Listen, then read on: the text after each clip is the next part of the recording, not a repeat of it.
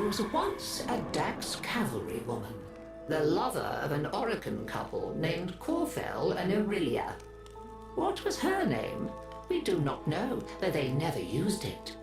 They called her by many pet names, though, for an exotic pet she was to them. Little Sweetness, Tender Petal, Wild Rider.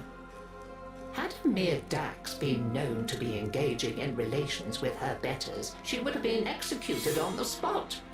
But the couple's power and influence were such that the affair would never be publicly addressed. Still, they feared to use her name, for names have power. Many gifts they gave her, fine armor, rubido rings, and a horse of her own, on the condition that she never ever named it. Names were for people, not possessions, so long as it remained a mere nameless thing. She would never love it more than them. But the rider could not bear to deny her friend the simple kindness of a name. So she whispered into its ear, "You are Regal, freshness after rain." And just as the couple had feared, she came to love the horse dearly. This was intolerable to them. The horse had to go. An accidental impalement was arranged. But fate played a cruel trick, and both rider and horse were impaled. Corfel and Aurelia hastened to her side. Ignoring the dying horse, they fretted over their lover as she coughed blood. Continuity was out of the question. In desperation, they turned to a certain expert and pleaded with him to let her live forever. He returned the rider to them, transformed to a warrior of living steel. Her sweet and pretty face looked upon them with a smile that would never fade. For all their talk of forever, they wearied of her immediately. Now that the relationship was no longer taboo, they abandoned it. Parties became awkward when the rider stood vacantly by, useless as an abandoned doll. She had to go. They agreed. So, arrangements were made with a master of industry, and the rider, all unknowing, accompanied the couple to a facility. She lay down obediently when instructed, showed no emotion when the restraints clamped her limbs, and made not a sound when the full force of the dissolution beam blazed through her head and out of the back of her steel skull. The couple were satisfied. Their sentimental mistake was dead, and furthermore, the smiling doll's face was erased. Now they could erase it from their memory. I doubt I need to tell you what faceless thing clambered jerkily from the facility's waste disposal heap. In the still of a Nabarus night, how she sought for her Dax Nakana and found only the Overseer's whip-blade. Confused, vacant, she wandered. Why was she alone? Where was her loyal Rakali? She reached deep into despair and memory, and summoned up a ghost horse to run alongside her on the night winds. Now, at least, she was no longer alone. She groped for other memories, came up with hands overflowing with betrayal. When the morning sun rose on Corfell and Aurelia, they were faceless too, and quite still. After that, she wandered without purpose, and the legend of the Hollow Rider grew. And so we come to my part in her story. You must understand, dear, that it is terribly bad luck to be out on Nabarus with no gift to give a reveler. And yet, that was my plight as I stood, my old bones aching, before the dreadful figure on the road many years ago. "I have no face," the figure before me seemed to say, in a whispering voice that spoke in my mind. "I have no name, only a need, and you come before me empty-handed this Nabarus night." "I do have one thing to give, if it please you," I said to her. "My name. When you ride away, you shall be Dagoth, and I shall be only grandmother. And that is the story of how I lost my name and kept my head. Though many others have since lost theirs. For with her name came a new purpose. Dagoth, you see, means the mirror that accuses.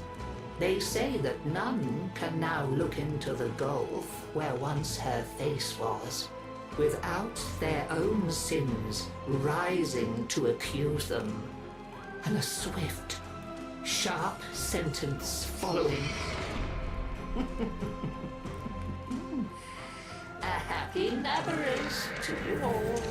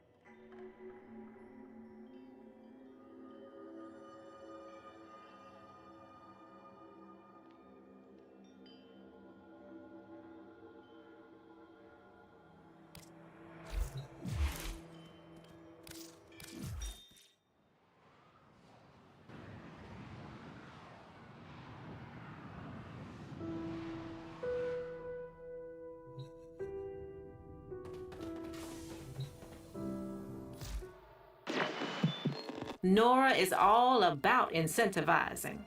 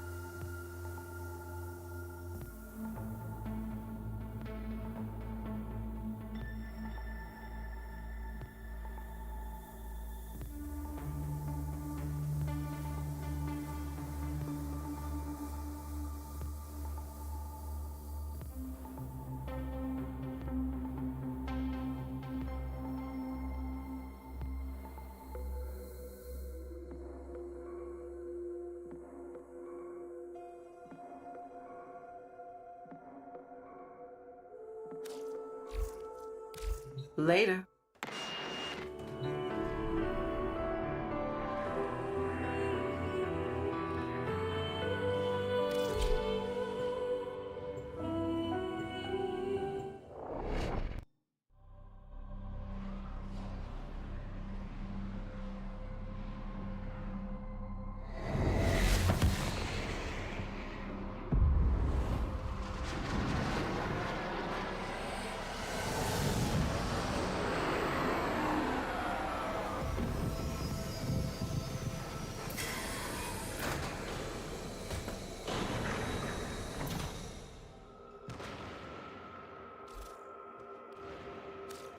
It's always good to see you, my steadfast friend.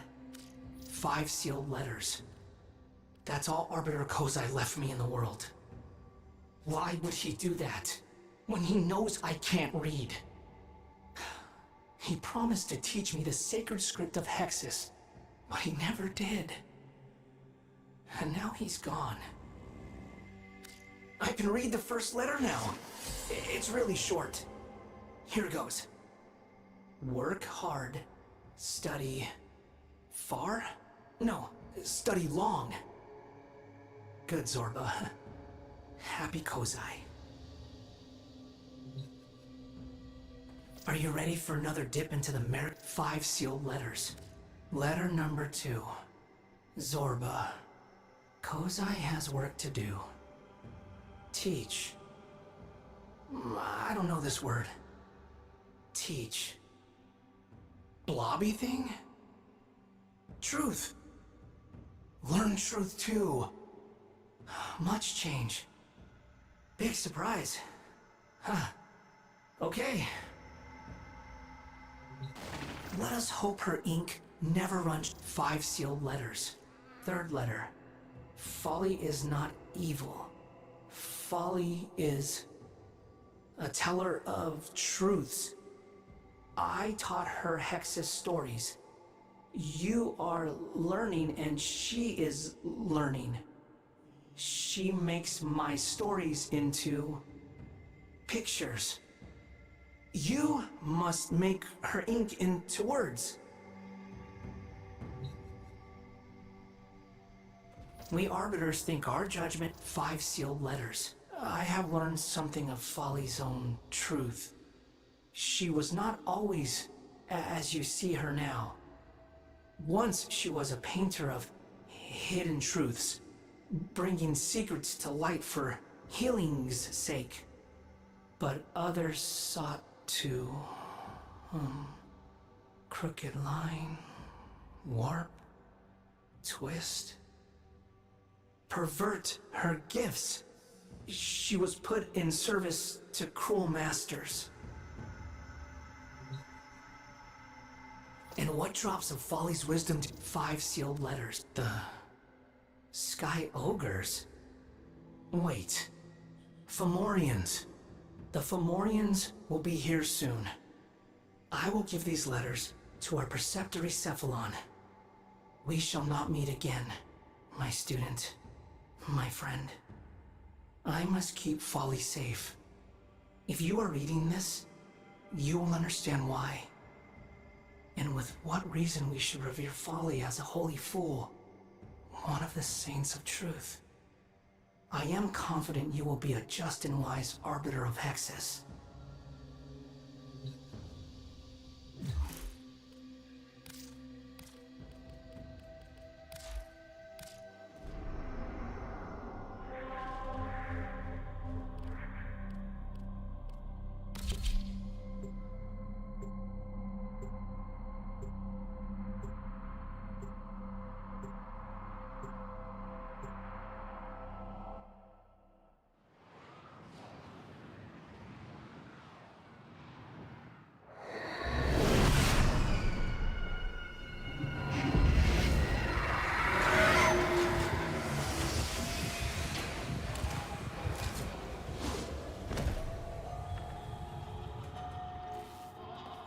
The Shadow Graph cannot be conquered.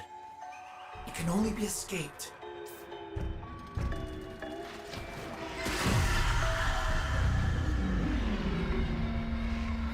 Hurry, find Peyton.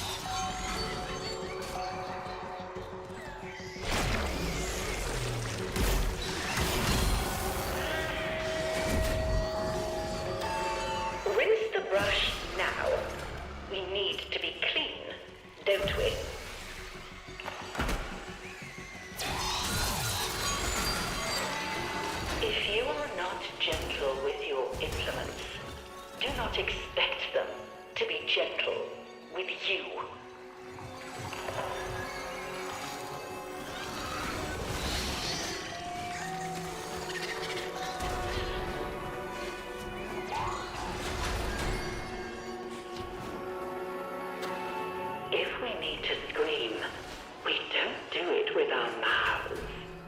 We do it with our pictures.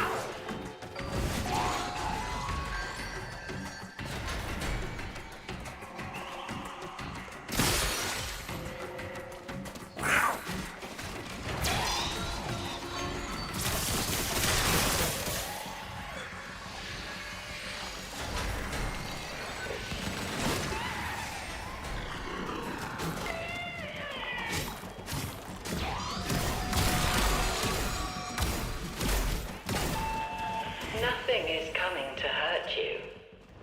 You are safe.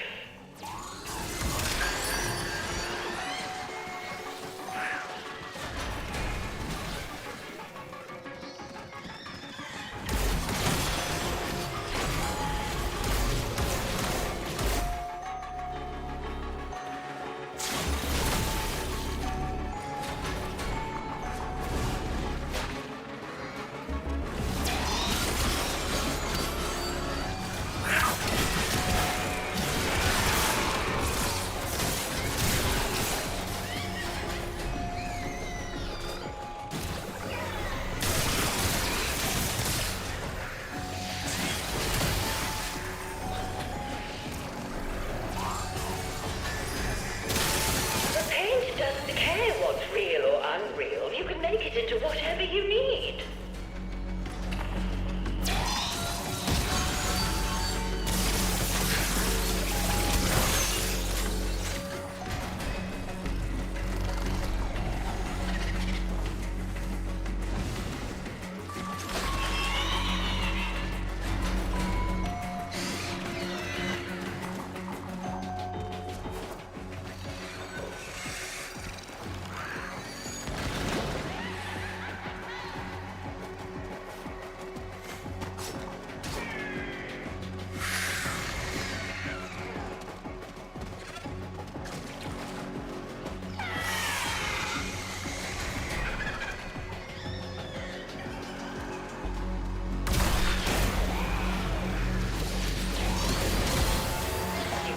Run from a guilty conscience.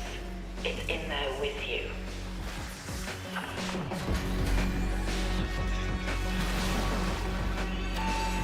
See? That wasn't so hard. There's nothing to be afraid of.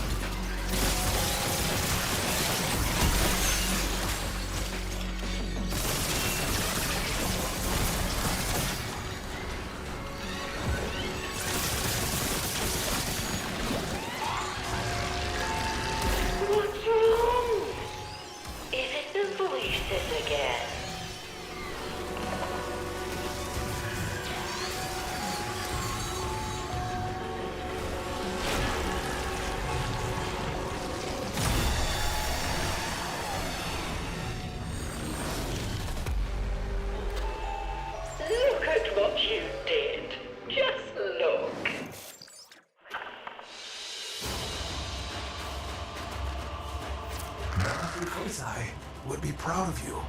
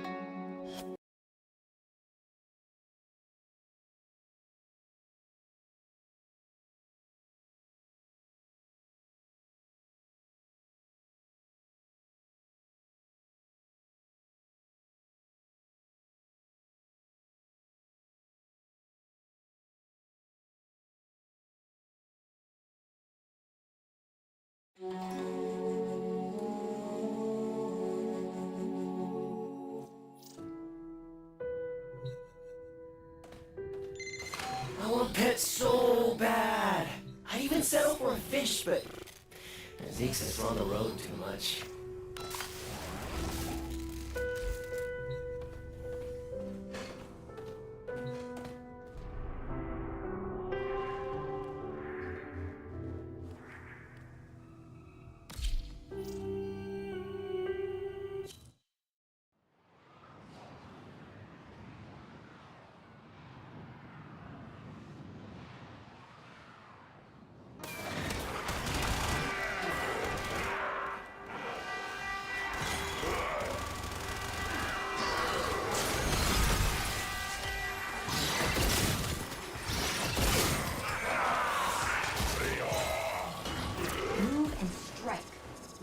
to win this.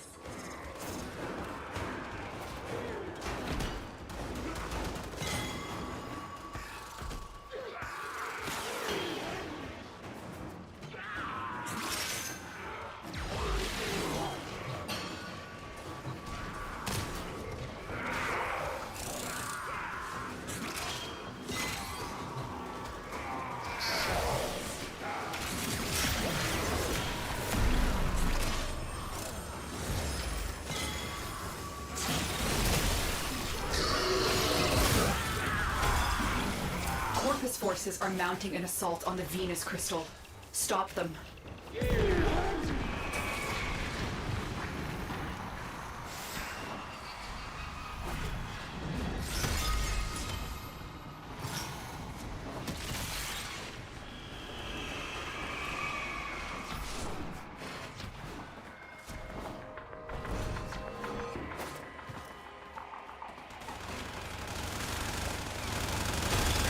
Do you know the story of Belric and Rania? Lovers whose guardian Warframe tried to save them by encasing them in her crystal. It is their remains, and the connection forged between them that you are protecting.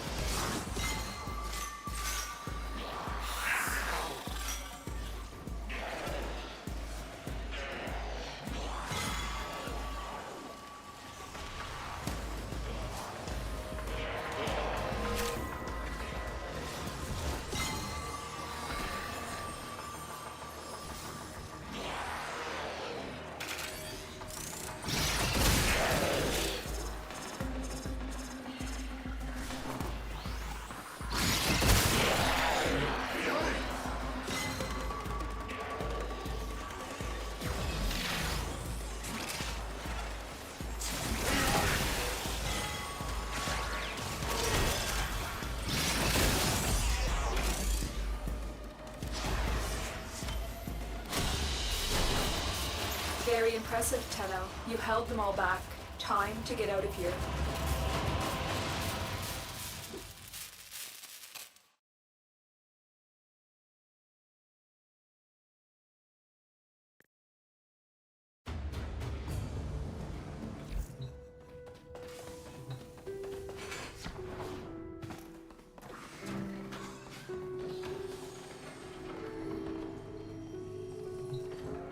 Detonator's primed. That's it then. How long do we have? About a minute. By the time the Sentients get here, this place will be nothing but infested. I should buy the 7 some time, at least. All those skin blistering showers, shift after shift, scrubbing every pore. I was never going to let it infect me.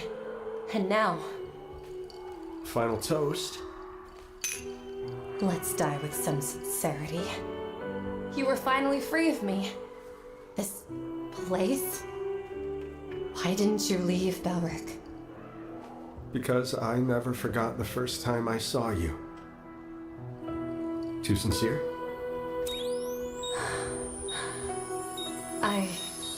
should have...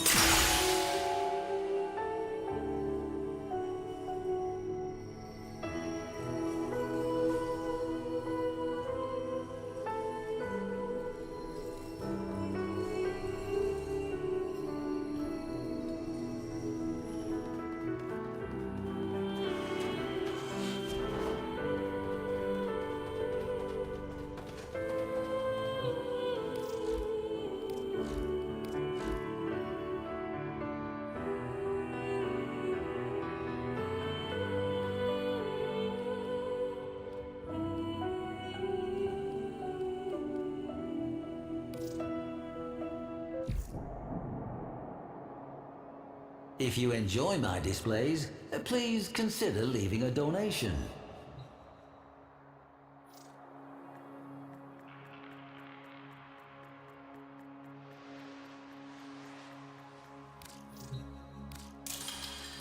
Very generous. Thank you. Styanax, the hoplite, the spear carrier, the shield bearer, the hero. We all know the story of Styanax and Leviathan. How wily Arya outwitted the cult leader they called the Philanthropist and called her Warframe ally down into the very heart of his monstrous laboratories. And no wonder, because these events did not happen in some distant epoch, in the times of the Orokin Fall, the Great Unraveling, the Age of Despots, or the Smaragdine Concord.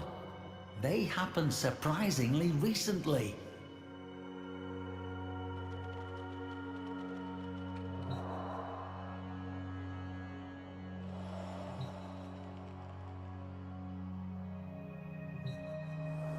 We have so many monsters. Every child in Orokin times heard legends of the Belligaunt, the Slather, and the venomous Thrax. Those were only stories. But one was real. Its creator was dubbed the Philanthropist. A corpus renegade, he established a cult in a formerly desolate region, in a location which I have agreed to keep secret to deter would-be looters and amateur archaeologists. The site was never abandoned, you see, and one person's historical curiosity is another's beloved home. With science, this philanthropist ensured ever more bountiful harvests and secured himself both gratitude and worship. Legend says he would travel the system, seeking out parentless children to shelter and educate. But this apparent charity concealed a darker purpose.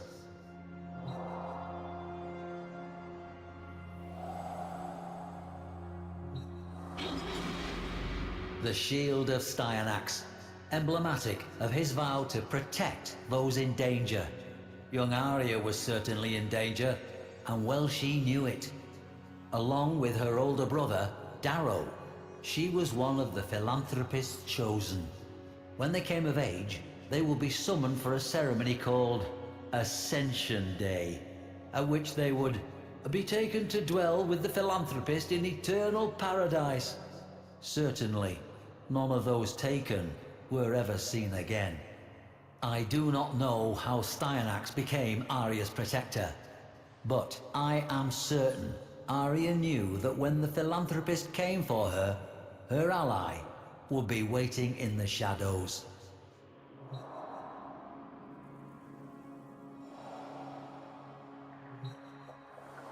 This was the fate of the Chosen, to be merged together into a single monstrous mass, Leviathan. What possessed the Philanthropist to create such a travesty? We can only speculate, but we know that he had been studying the infestation and that he believed Warframes to be weak and obsolete. Perhaps he craved domination over others. Perhaps he yearned to create new life. Life over which he alone was God. Regardless, he was too much of a coward to pilot the thing himself. That was to be Arya's role. But Arya called upon Styanax, who, if the ruins of the temple roof are any indication, made an explosive appearance. Faced with the certainty of defeat, the philanthropist clambered into Leviathan and took command of it.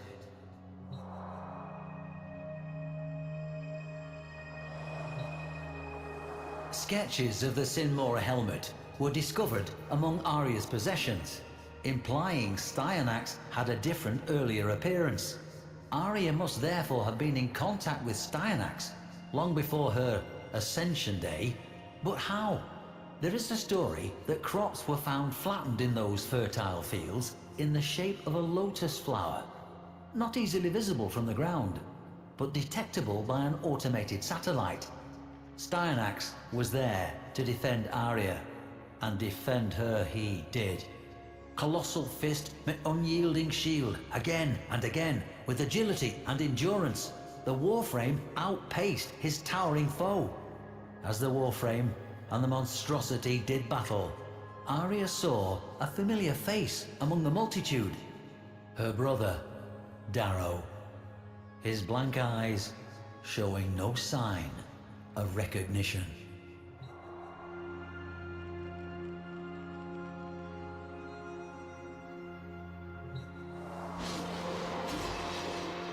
As Styanax struck and struck again with the Aphentis, making little headway against the relentless Leviathan, a final, desperate scream from Arya achieved the impossible.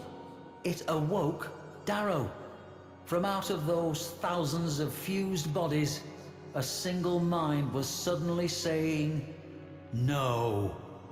Latching his remaining arm around his tormentor's throat with the very last of his life's strength, the doomed Darrow distracted the philanthropist long enough for Styanax to act. One last act of love and protection for his sister. But the Warframe hesitated. It seems he understood the importance of Darrow's rebellion. If one mind could turn upon its master, why not all of them? With but a gesture, he gave the captive minds their freedom. Suddenly awakened and aware of their hellish plight, the damned townspeople tore at the philanthropist's exposed face, the Leviathan's body coming apart as arms broke free from the mass, clawing for revenge. Together, they dragged the screaming philanthropist down, rending and tearing.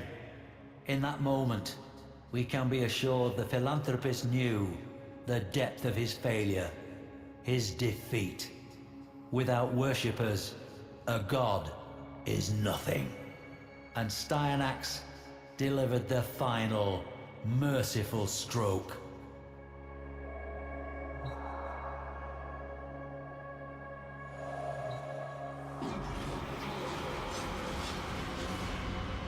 Imagine the horror the non-chosen felt in the aftermath. Fear, uncertainty, and above all, unquestioned habit had allowed a monster to flourish.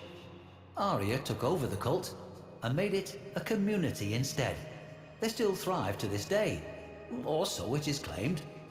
Styanax is the story's hero, but it was Arya's courage that summoned him.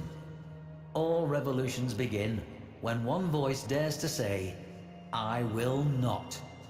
Somehow, across the dark reaches, Styanax saw that courage burning bright and swore it would not stand alone. I would visit Arya's temple myself, but I am indisposed at present, a long-standing condition. All donations are, of course, appreciated.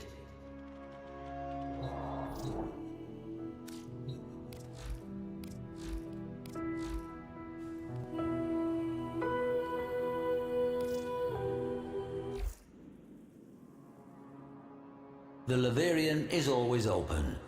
Care to leave something to help keep the lights on?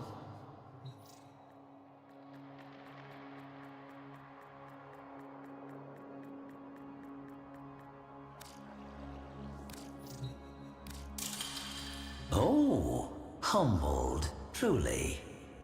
Lavos, the transmuter, called by some, anachronistically, the alchemist. Transmutation, you say?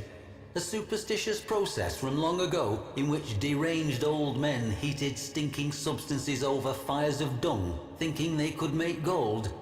No. To the Orokin, it was a darkly potent, forbidden science. They were not squeamish, nor moral. So what profound taboos must this art have violated? No transmuter was more dreaded than Yavi, the crawling serpent, the abhorred, the filth speaker. The Orokin feared him so greatly that they whispered he might somehow survive even the Jade Light, just as a severed snake was once believed to grow a new head. So instead, he was imprisoned that his evil might be contained, if not quenched. His jailer was a brute of a Warframe named Lavos.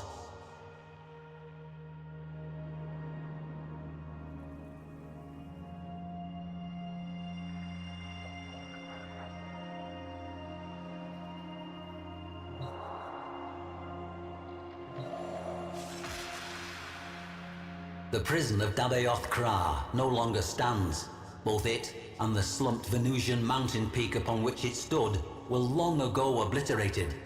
We have only records to tell us what went on there.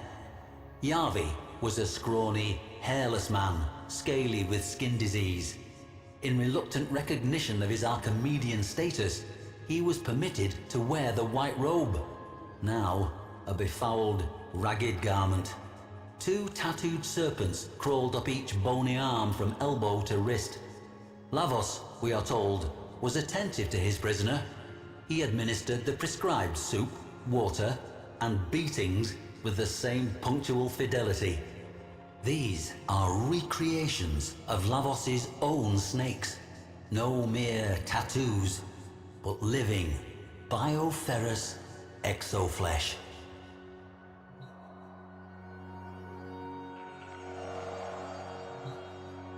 Observers at the prison reported that Yavi was frequently whispering to Lavos. There was some concern among the wardens, but they dismissed the whispers as mere posturing. Yavi's cell walls began to fill up with scrawlings, using blood and filth as ink. At first, these were simple symbols, but as time passed, they became more elaborate. It was as if the Archimedean was turning his cell into a demonic temple, baiting his captors. There was even an image of Lavos, resplendent in his cyan-dana of office. Perhaps an attempt at a curse. Lavos was ordered to beat him harder, and duly did so. With the blood on the wall, Yavi drew a snake. An appeal, no doubt, to his depraved idol.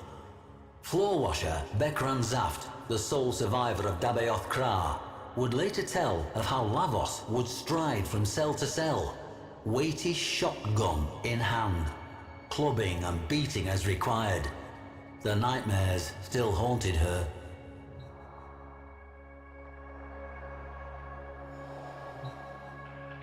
The warden's records reveal an increasing unease with Yavi's bizarre behavior. Regardless of the potential risk, they determined that he should be executed. After a fashion. They would use cellular reversal. Yavi would be reduced to a mere biological pulp with no more sentience than bread mold. But the executioner? No jailer wanted to be the pobber to bell that cavat. So Lavos received this ceremonial helm, along with the power to reconfigure organic matter. He could be their instrument. The walls, floor, and ceiling of the cell were, by now, overwritten with text. Lavos watched over Yavi continually. Bekran Zaft tells us that, curiously, Lavos no longer beat the prisoners in the other cells. Even when the inmates shoved one of their hated fellows into his path, expecting a bloody beatdown, Lavos merely waited for him to get back to his feet before moving on.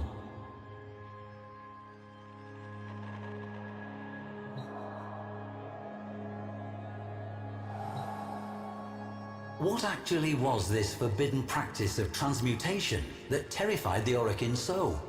At its pinnacle, it was nothing less than the purposeful elevation of consciousness.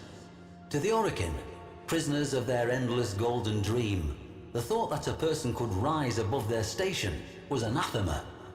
Transmutation could turn commoners into kings, or riches into garbage.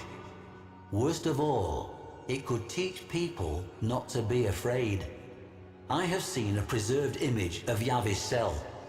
His scrawlings were not demonic sigils and barbarous texts, but star charts, evolutionary trees, genome structures. Yavi was not defying Lavos with these cryptic daubings in his own blood. He was enlightening him. Not dark sorcery at all, but radiant science. And the snake?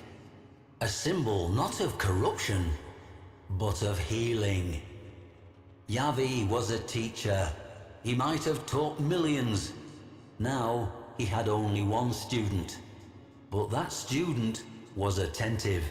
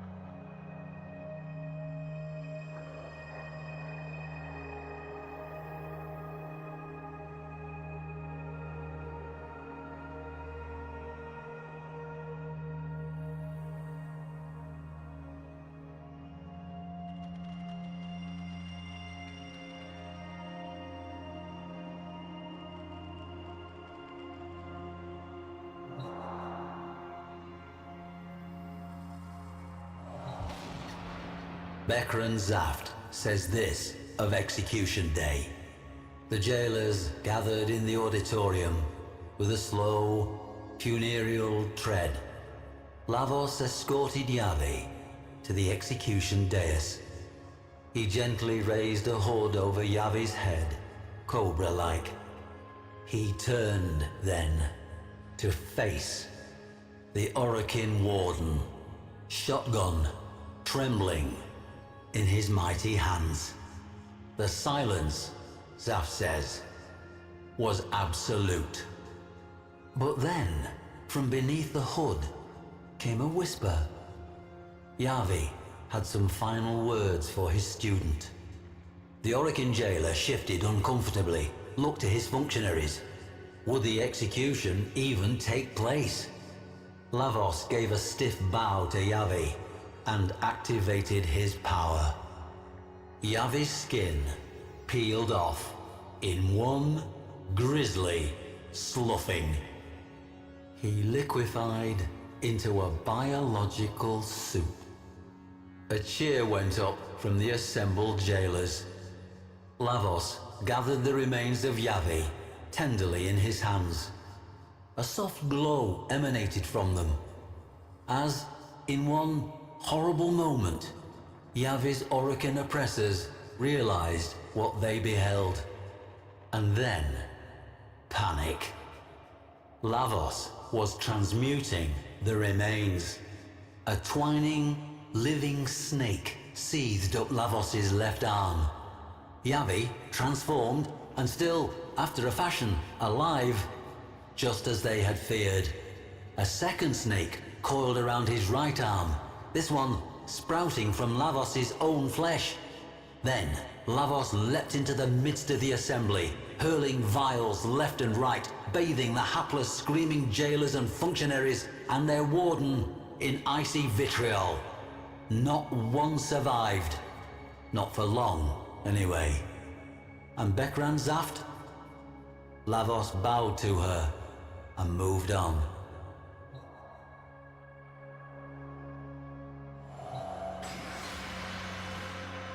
They say that Lavos often takes counsel from his serpents. One is his brutal advisor, the other his wise teacher. Both have their wisdom, and Yavi still whispers to his beloved student. Much like the snake, Lavos is easy to misjudge. The serpents that poison can also cure. He may have been a monster in his previous life, but he was able to achieve something that eluded the most powerful of the Orokin. He changed. Moreover, he changed himself. Yavi may have helped and instructed, but the will to change must have begun with Lavos.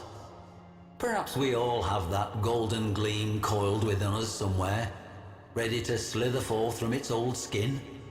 We must only beware that we do not condemn as devilish that which we do not yet understand.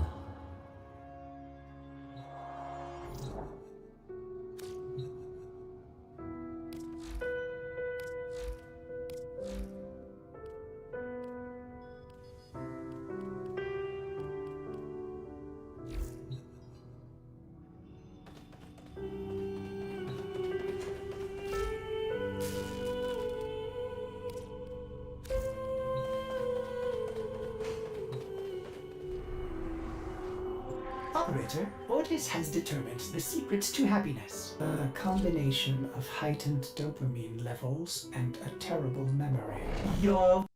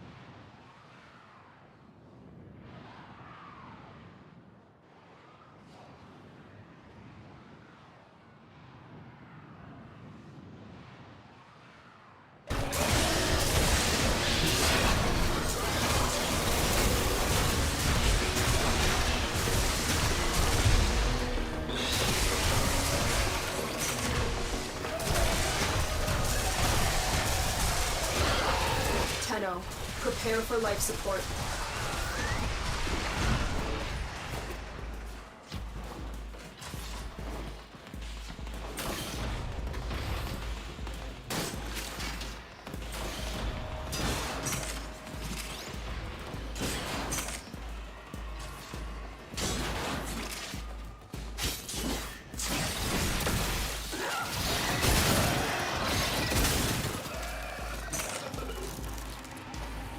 I've delivered another life support capsule.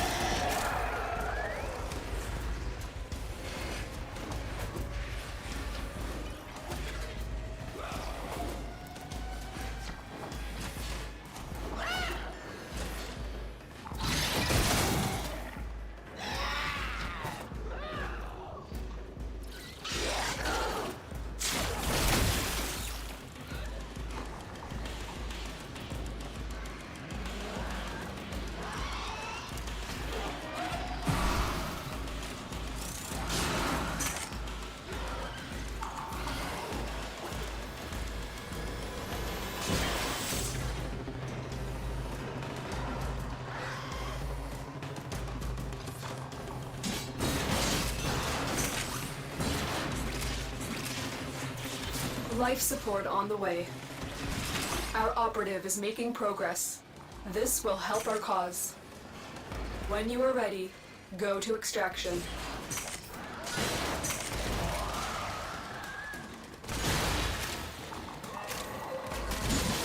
Life support has been replenished.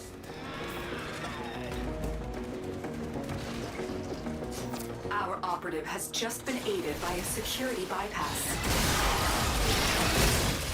Additional life support has arrived.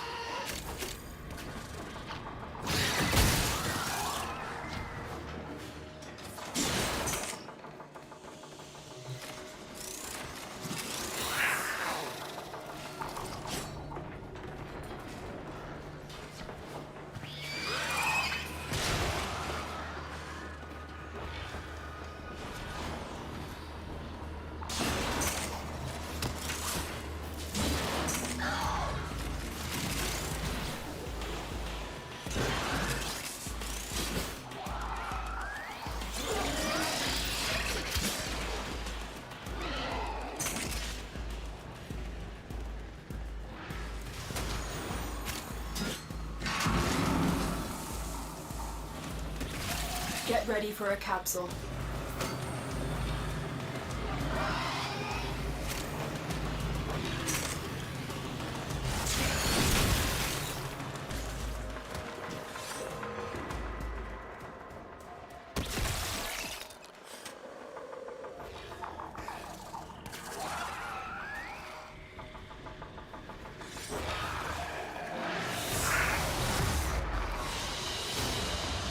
Mission complete. Excellent work, Tenno. Another life support capsule is now available.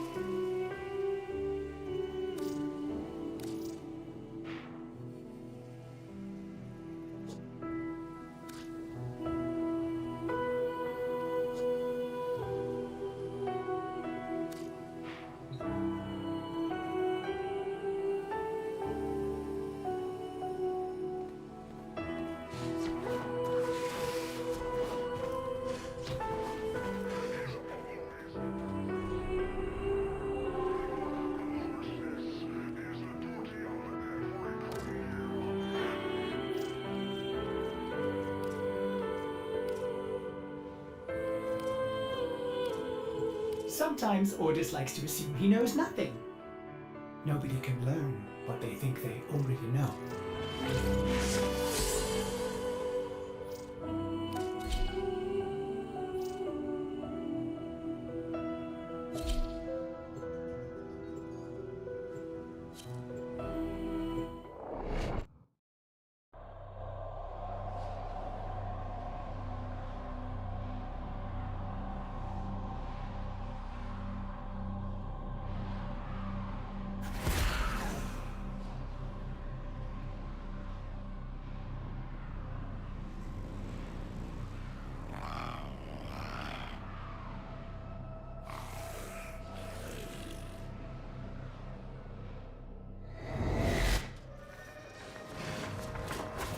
Our position has been compromised. Defend the cargo until reinforcements arrive.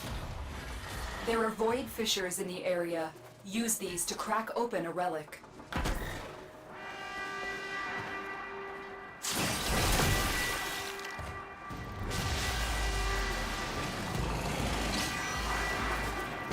You're near a fissure.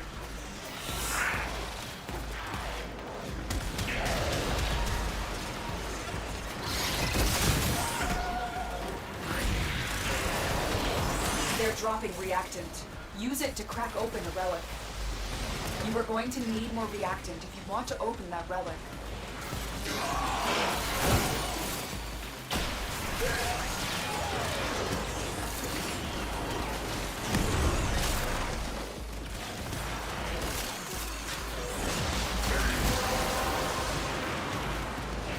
You have collected enough reactant to open your relic.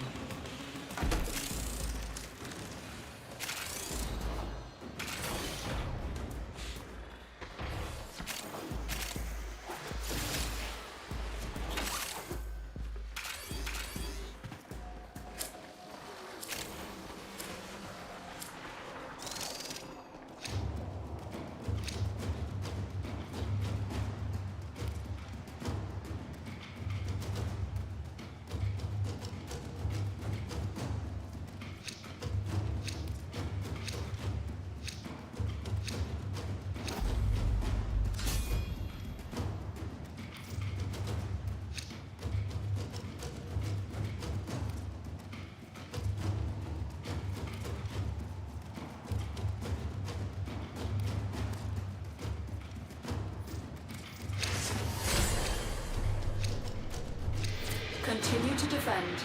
You will be rewarded for your bravery.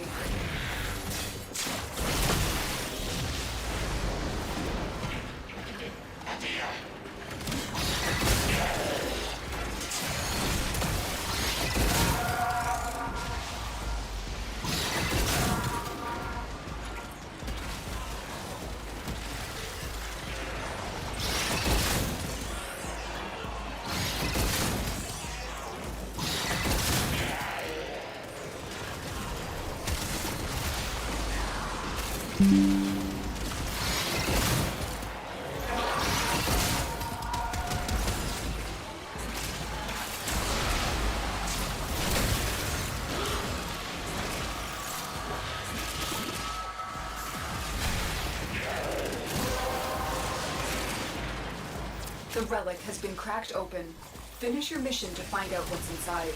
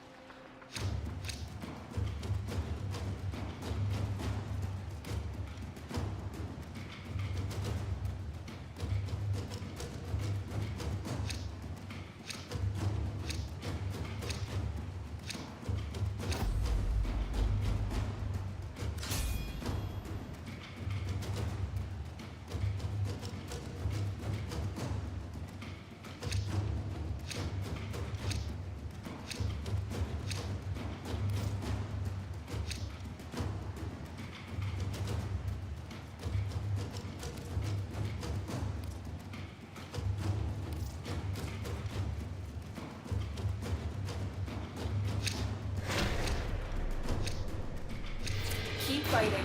Another opportunity to extract will appear soon.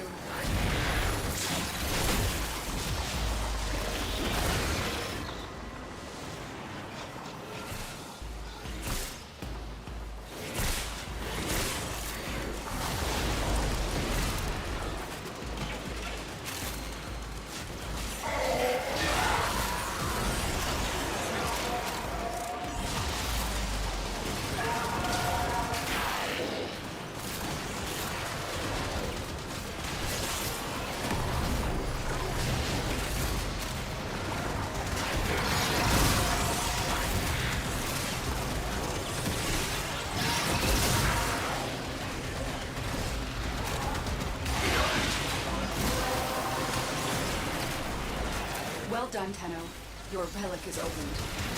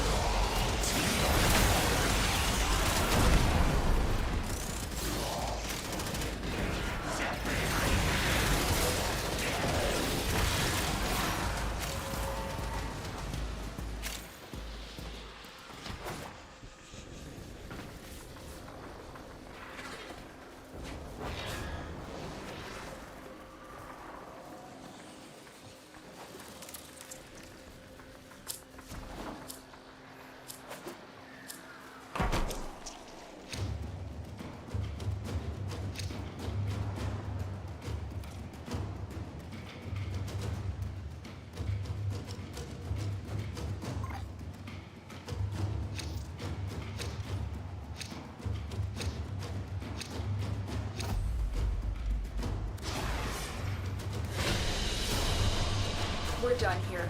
The extraction team will take over from here. Time to evacuate.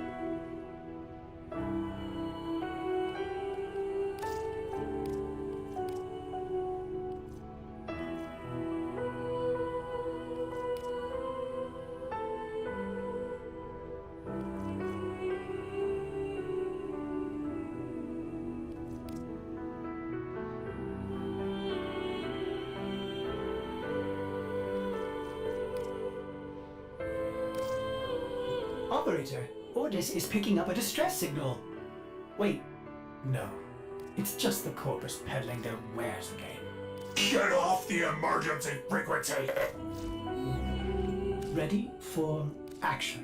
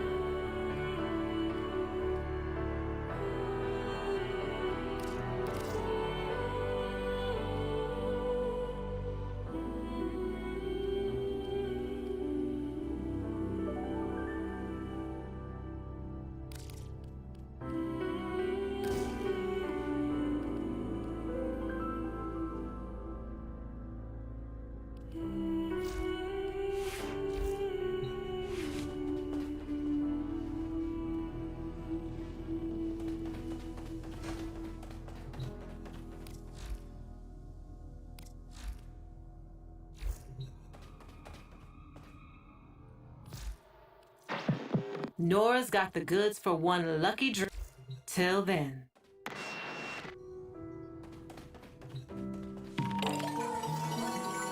Please select destination.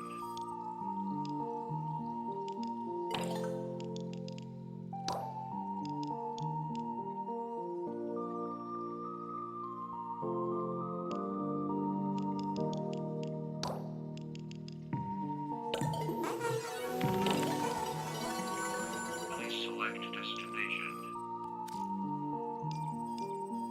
Plotting route.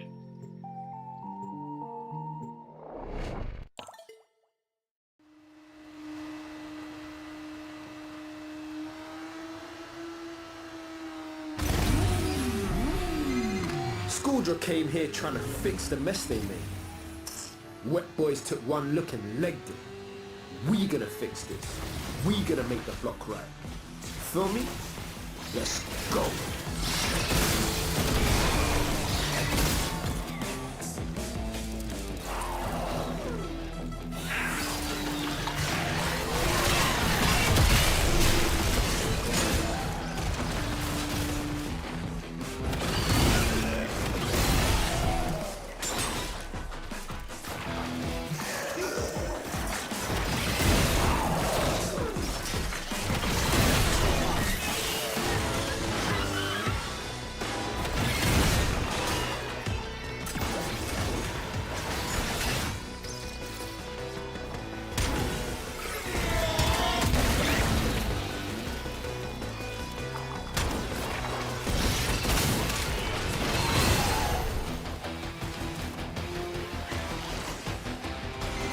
Got a solid move. Abandoned supply cache. Now listen up. If you get close, it'll clock you and start a countdown. Bust into the cache before it's smoked. See?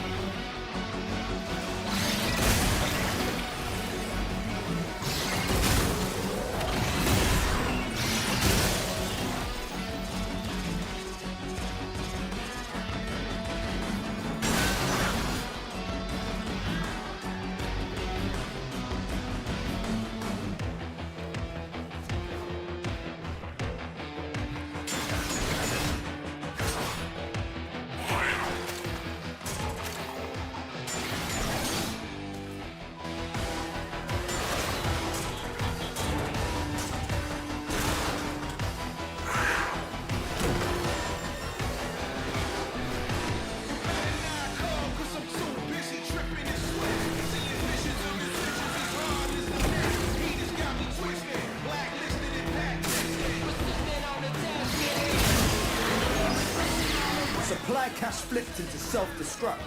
Get work, see? Fewer Fervon charges your pocket. But know this. Open that thing and the tech bot will get riled out crazy.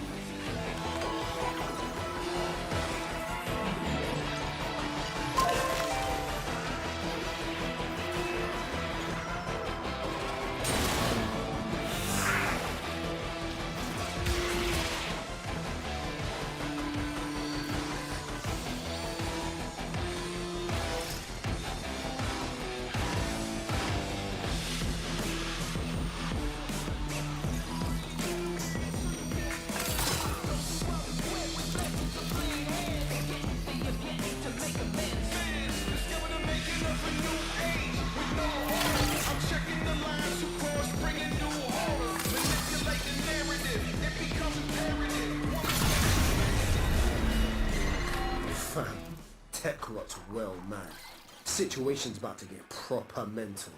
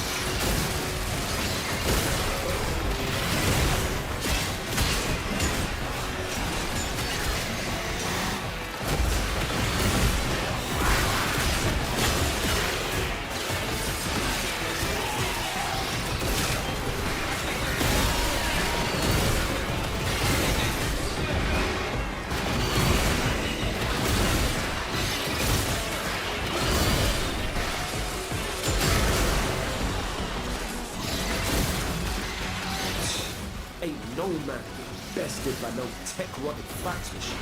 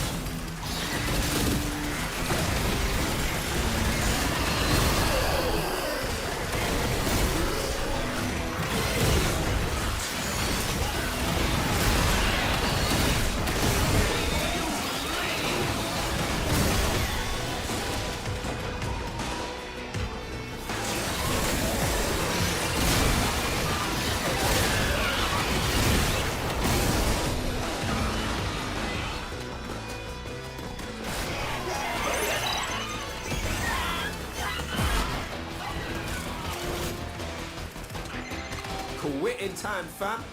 Bring it home.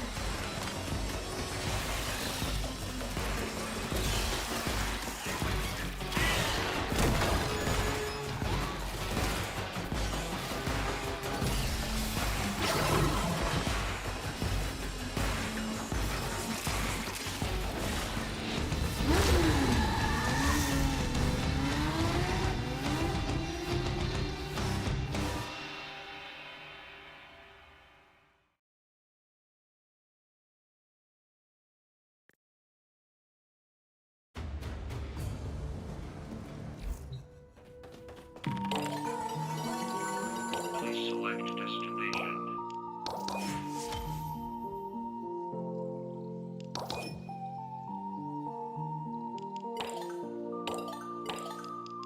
Please select destination.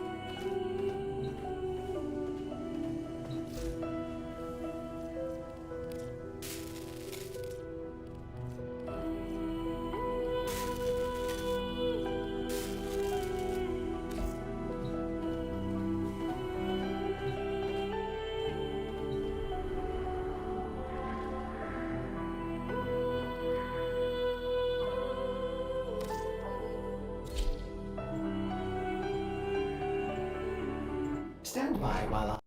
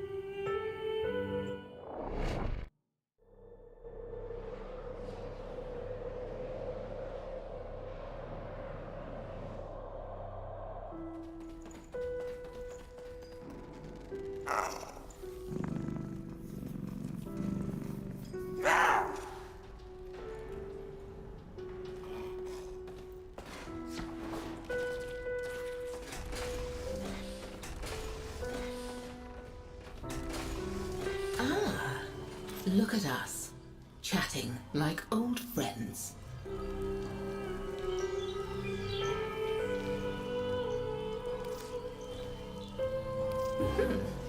Let's see what happens. I wonder what you'll do with that.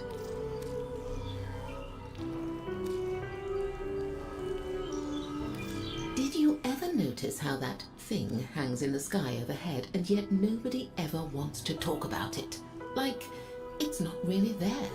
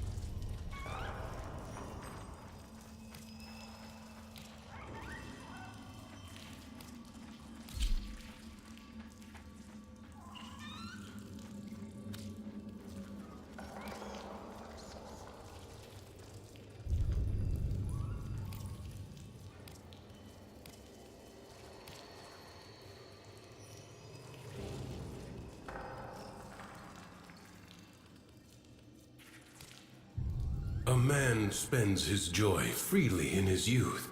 In his old age, he must hoard what little he has left.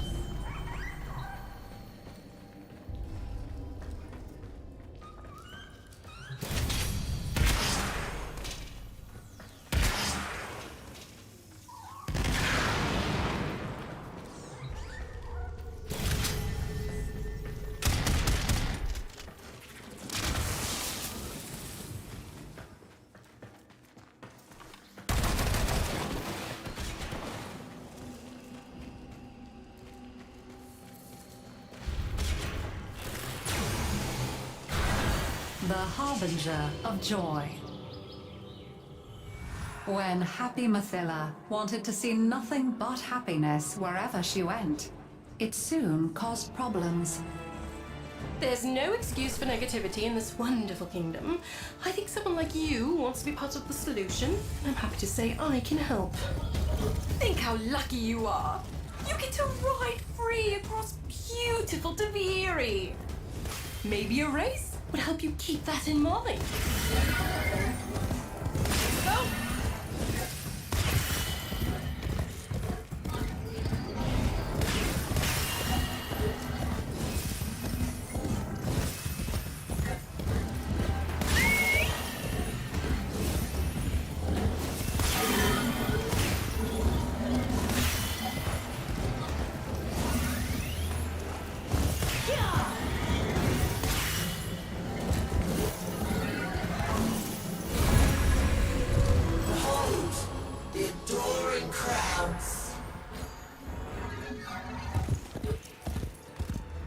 To the happy mind, all things seem simple. Problems could be solved simply by making them go away.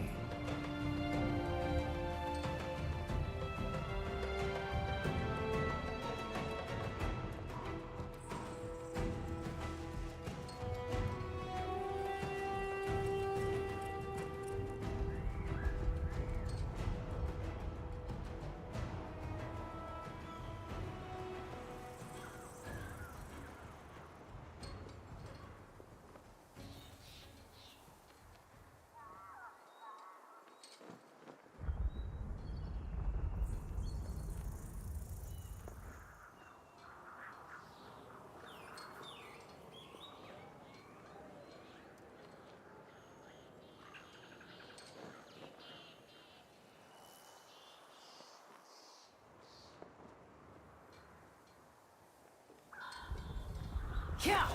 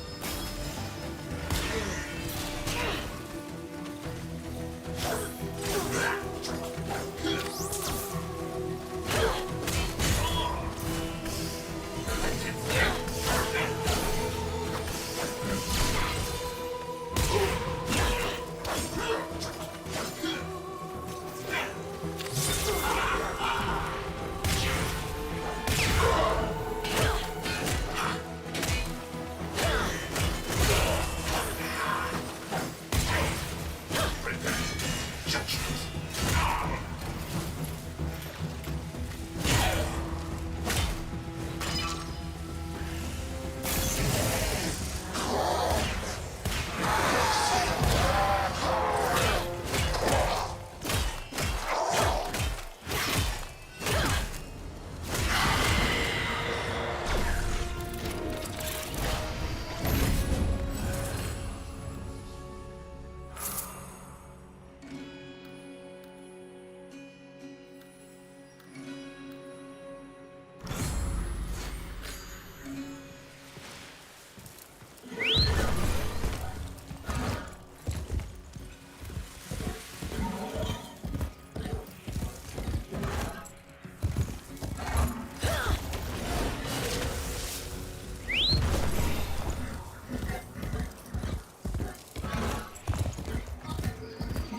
Well, hello there. Oh, a hapless beast, sorely afflicted. Help them, oh please help them do. Outlaw, I think you should perhaps now take the matter more firmly in hand.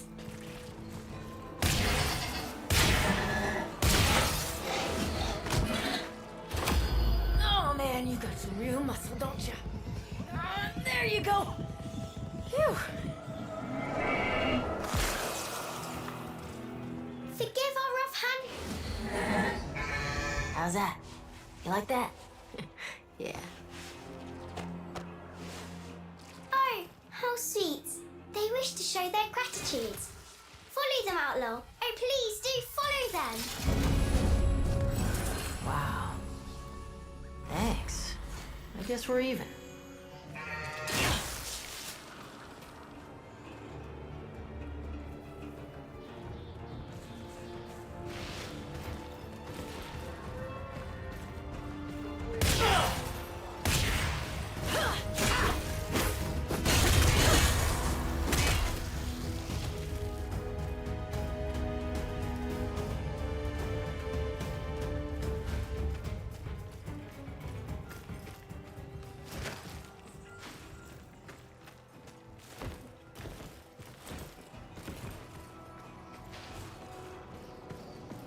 Whatever you may say about Duviri, it's never the same day twice.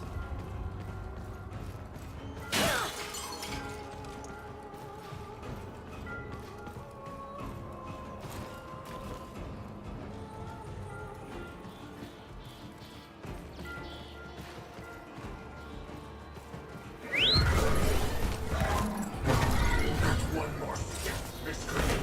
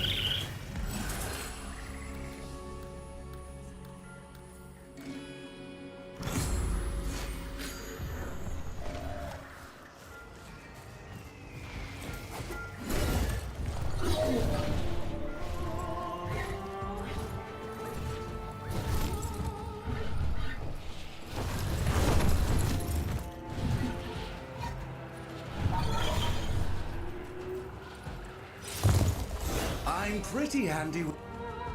Name's Bryman, fastest Kaith rider in the kingdom. If you think you're faster, prove it.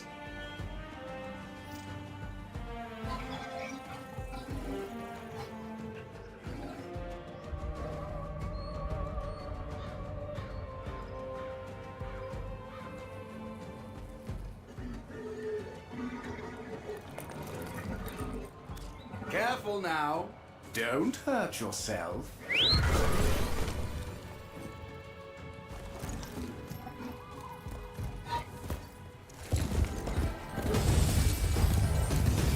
Ah!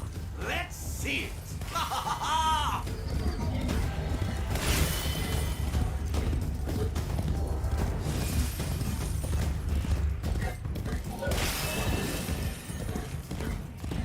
Yeah.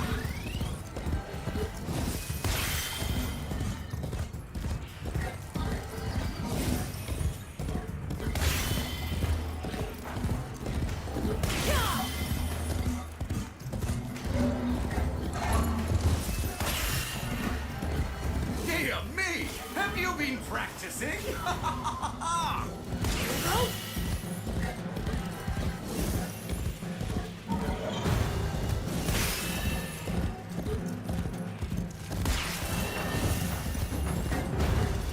Okay, go!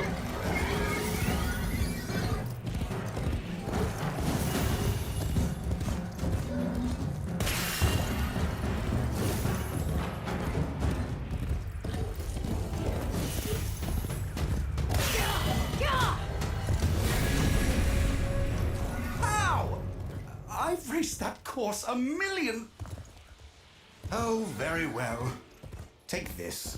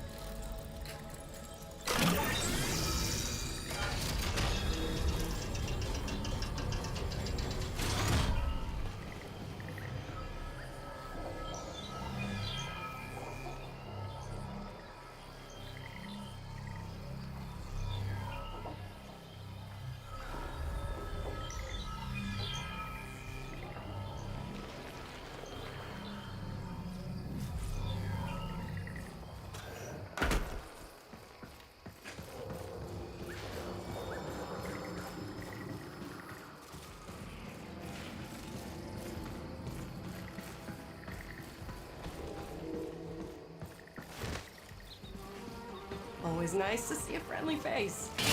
What brings you here?